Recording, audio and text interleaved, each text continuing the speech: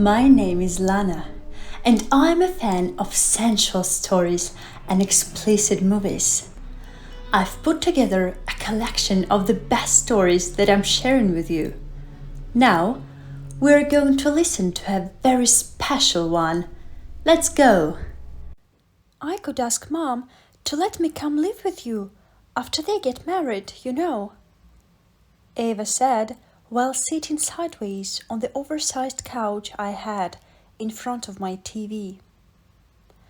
The young girl woke up late, had a bowl of cereal for breakfast, then came to the living room to make me company while she checked her homework for the weekend on her tablet. I sat at the comfy recliner chair to the right side of the large TV room, perpendicular to where she sat, and I watched a Formula One race.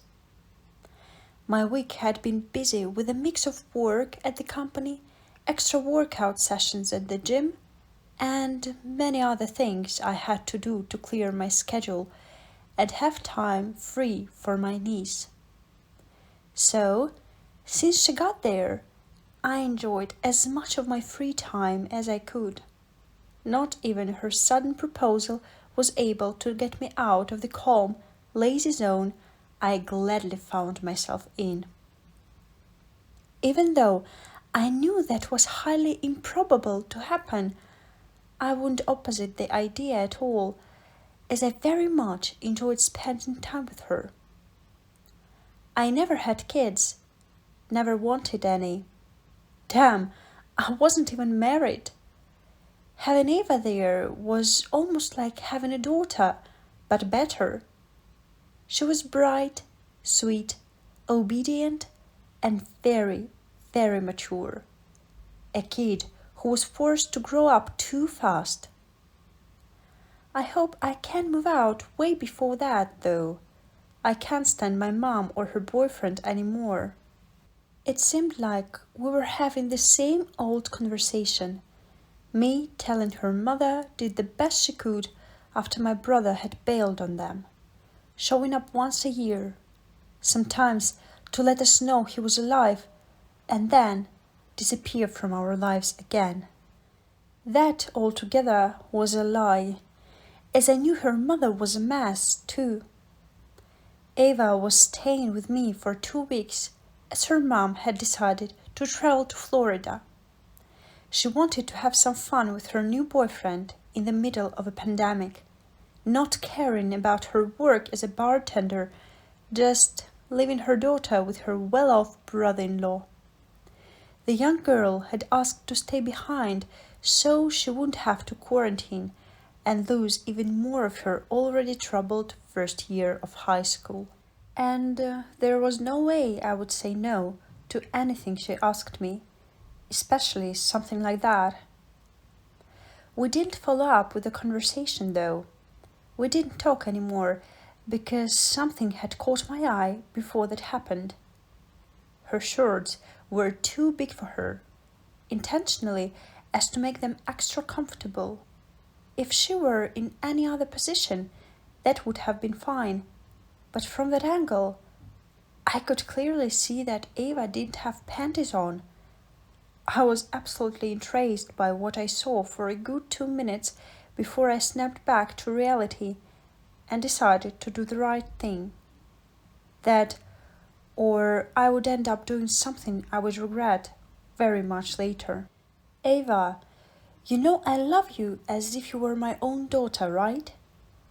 While trying my best to keep looking her in the eyes, I tried to let go of all her wicked fantasies forming inside my brain.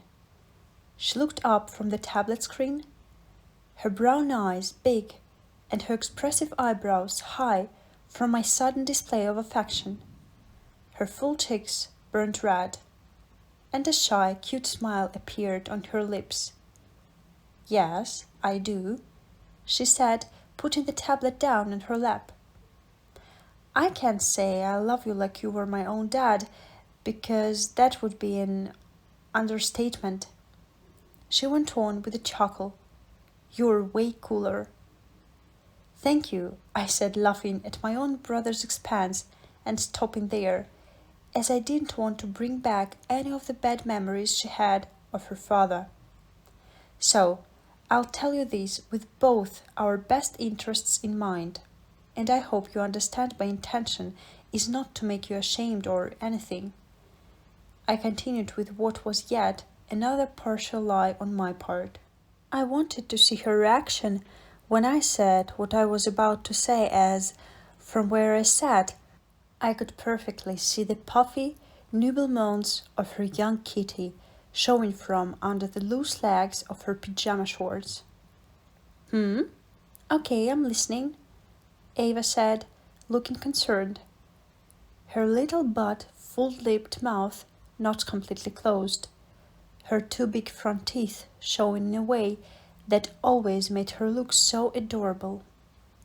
You know, you can feel as comfortable here as you were in your own house, and that will never change. But there are some parts of you that it's better if I don't see, as even though I'm your uncle, I'm still a man. Huh? She squinted a bit, as if trying to understand what I said, her legs still bent and partially open. She wore nothing more than a t-shirt and light grey flannel shorts that, at that position, were very revealing. And, obviously to me, even though I had never noticed this before, panties weren't part of your sleeping clothes. I could even see the few hairs she had there. I wouldn't be able to express with words how hard it was for me to stop looking, how much of my willpower I had to muster to be able to do the next best thing other than just stop looking and letting her be. Sweetheart, I can see you're down there, I said with a hint of a smile on my lips. Ava instantly covered herself with her tiny hands, letting her tablet fall to the carpeted floor. Her eyes grew even bigger, her cheeks redder, and she looked at me, not knowing what to say. I'm sorry, baby girl. It was very wrong for me to point out like that, I started saying, and she spoke with me. I'm sorry. It wasn't on purpose. I'm sorry. She blurted out as though she could die from the shame, sitting up with her legs folded under her. You don't need to be sorry, sweetheart. If anything, it was my fault, as I couldn't stop looking, I honestly answered after noticing how hard she got what I had said, feeling utterly ashamed. Ava looked down, her wavy and long brown hair, with some natural highlights, was almost a curtain over her cute face. We stayed in silence for a while until I spoke again, the sound of the race cars blaring throughout the room. Again, I'm sorry, sweetheart. Ava took a big gulp of air. It's okay, she barely whispered. She didn't reach for the tablet, just kept her head down, looking anywhere other than to my face. I turned down the volume on the TV in case she wanted to say anything else, and I would do anything in my power to make things right after putting her through such embarrassment. After all, it was all my fault, not hers. Any normal uncle would have just looked away and then told her to dress appropriately, not stare at her for a couple minutes while fantasizing about pinning her against the couch and loving her. Uncle Alan, she said in a low tone. Yes, sweetheart, and for some weird reason, my own 38-year-old heart started beating faster just by the way she softly said my name. You couldn't stop yourself from looking?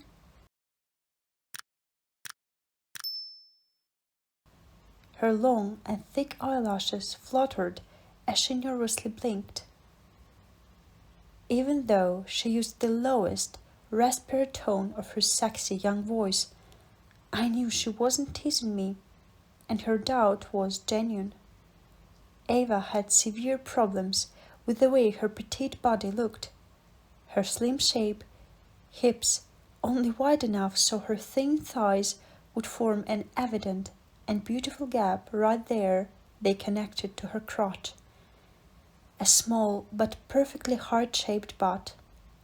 These details made her tiny body so perfect to me as someone who appreciated small, delicate girls were a torment to her. In particular, the way her chest was somewhat flat, her budding breasts no bigger than oranges. That deeply hurt her self-esteem, seeing that almost all the other girls in her class already sported big jugs, as she had pointed out herself some nights ago when she got to my house to spend the week. That combined with how disastrous her life was at home, with a missing father and a mess of a mother, just made her grow up a broken teenage girl. Ava. I spent some time thinking about how I'd respond to what she had asked, and then I figured out that since I had started it by being sincere, I should finish with that as well. Whatever harm I could have done was done already. You are gorgeous, and even though you are my niece and I love you, I'm still a man. Gorgeous. She gave me a timid smile, followed by a scoff. That's the first time I hear that. Ava gave me a half smile, more like a self-deprecating grin. I know you won't believe anything I say. As for you, I'm probably just an old man, but for some of us, nothing will ever be as tempting, beautiful, as a delicate girl like you. With her adorable cheeks still red, she gave me a shy smile and looked me in the eyes for the first time since the conversation started. You say that because you like me. I like you because of who you are, not how you look. You have no idea how many beautiful women I had relationships with, and they were not your type? Yes, that, to say the least. And I laughed. So, if I say you're gorgeous, I mean it. And soon as I said the last sentence, I realized how much it sounded as if I were hitting on her. Is that why you're single? Ava asked with a tone that made our conversation sound confidential. One of the reasons, yes, I answered, surprised by how a conversation that had gotten so tense was now turning into something so personal and intimate. It is hard to find someone that is the whole package, like you are. Again, an alarm sounded in my brain, screaming at me to stop hitting on my own niece. As much as she was beautiful, delicate, having that submissive tone of hers that sounded like music to my ears, she wasn't for me. Anything between us would end terribly, and I knew it. Probably even worse than my previous relationships, with the difference being that I actually loved her. I had to defuse the bomb I was planting in the only relationship I really gave a damn about. One day, someone will be very lucky and happy to be with you. Just give it time and stop thinking less of yourself. For a moment, I thought she was about to cry. So emotional she had gotten by what I said. Ava just breathed in deep and sadly looked down, thinking, how the hell had people been treating this girl? I asked myself, to the point that simply kind words were able to almost bring her to tears. Uncle Ellen. Ava looked conflicted, not very sure if she would carry on with what she was saying, but when I curiously looked at her, the cute little girl went on. So, it means you would like to keep looking at me? I mean, my body? My heart went on, pumping hard yet again. Ava had her head bending to one side, trying to look even cuter and succeeding on it. I was the one feeling very conflicted now, but I couldn't stop myself. Yes, I would, I said, leaning forward and propping my elbows on my knees. But it wouldn't be the right thing to do, I added, struggling, but I did. I didn't know for sure where Ava was headed with that, but just imagining it made me hard as a rock. I know it wouldn't, but if nobody else knew about it, I mean, you've always done so much for me. You're the person I like the most in the whole world. If you like watching me, even before I could say anything, Ava was half sitting, half lying back on the couch, just as she was before, her legs bent and slightly spread. I could, and should, have said something. I could have stopped my eyes from almost instantly going straight there, to that intimate, delicate, beautiful part of Ava's body, but I didn't. Ava, I started with what would be me telling her not to do that, to respect my niece and how young she was, something I would never do for any other woman. However, I was entranced by what I could see of the full area of the secret place she shared with me. Can you see it? She asked in a whispery but urgent, shy tone, and she spread her legs a little bit further.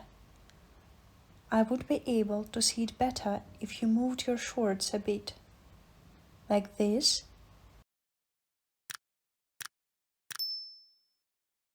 With one finger, she pulled the leg of her shorts to the side, giving even more space for my eyes to explore, and now I could see everything. I put one hand over my mouth. Yes, sweetheart, I said, while inside my mind I wished she hadn't obeyed, but it was too late already.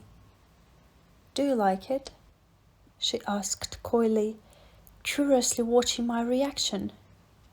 Her shyness opposing how avidly I looked at her. Yes, you're beautiful to the very detail, I said under my breath. While she gave me a little smile, I asked, how does it feel to let me see you like this? I like the look on your face. Makes me feel good. I'm glad to hear that. Will this be our secret then? Yes, I'll never tell anybody. I know it's very wrong. Ava looked down yet again, her thick eyelashes covering her big brown eyes almost completely. But then she looked at me again. But you can look at me as much as you want, okay? Okay, I said with a grin. Needless to say, I never went back to watching the race. There was something much more thrilling happening way closer to me. We just stayed looking at each other while I constantly looked down to admire my young Mrs. Kitty, while she gladly exposed it to me. She was subserviently just holding the leg of her shorts to the side, letting me admire her. And I noticed how nervously she shook while doing so. Her eyes focused on me. I realized Ava wouldn't move or say anything, just waiting for me to tell her what was next. Are you a virgin, baby girl? Yes. So I'm the first one to see you like this. The first one, ever. I breathed in deeply. Do you touch yourself?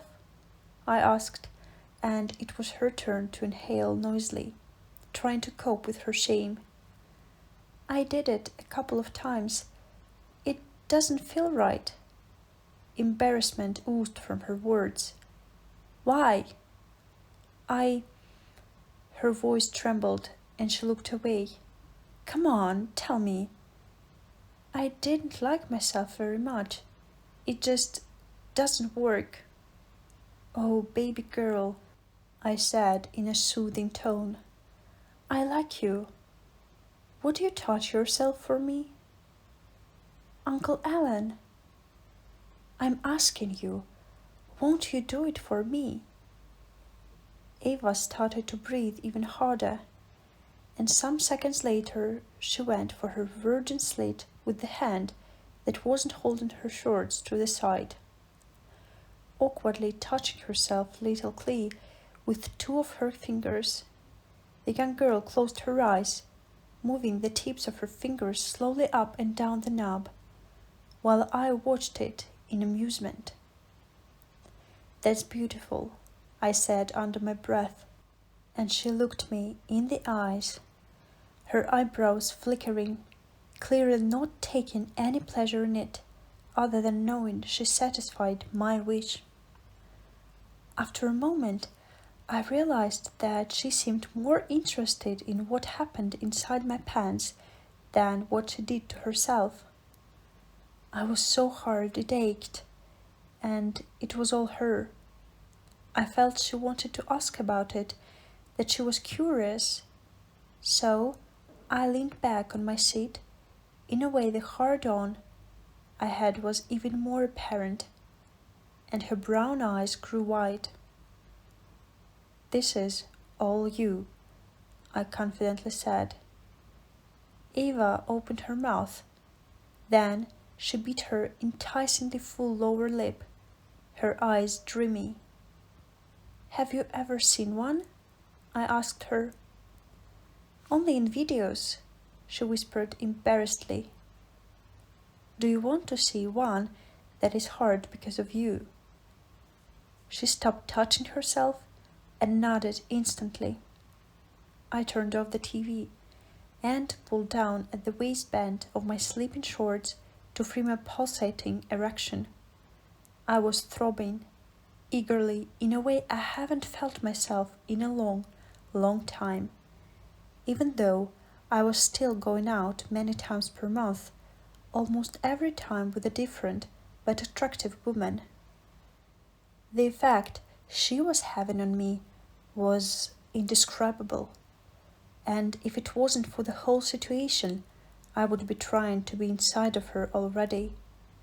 Her shyness, the way she looked so vulnerable while submitting herself to me, a very demeaningly guy, it was arousing to the limit. It's big, she stated, her mouth partially open. It's above average, yes, but you are making it as hard as I can't remember it being before, I said while stroking its whole length for her to see. Really? Yes. And I kept doing it, slowly touching myself off for her to see, and she looked mesmerized by it. Watching her almost panting, witnessing her getting noticeable aroused as well, I began feeling urges I knew would only get harder to hold back. Sweetheart. Yes. If we don't stop now, I don't know if I'll be able to hold myself.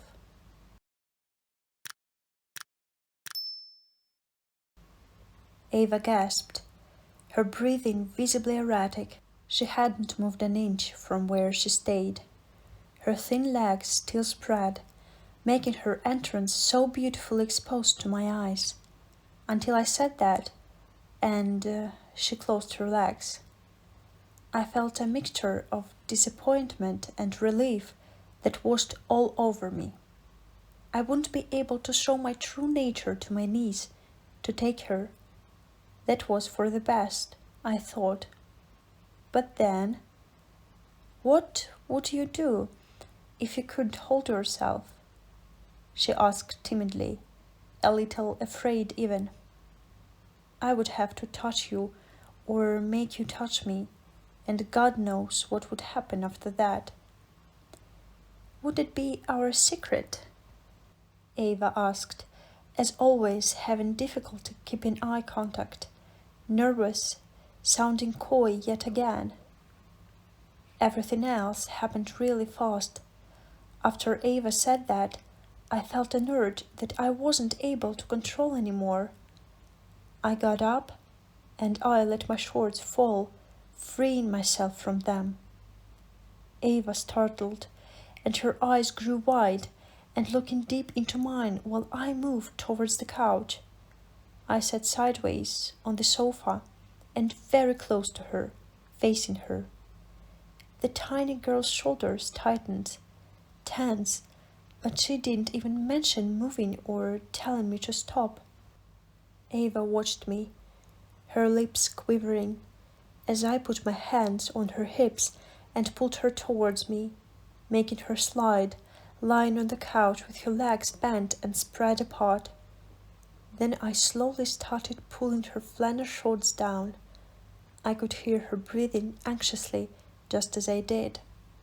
The young girl lifted her hips so I could undress her off her pyjama bottom more easily, and I rejoiced on the view of her nude lower body, her flat stomach, the curves of her pelvis that led to that oh so beautiful young kitty, topped with a thin line of her brown hair. She just breathed hard and looked at me while I moved her at will, spreading her legs in front of me, just letting me do what I wanted.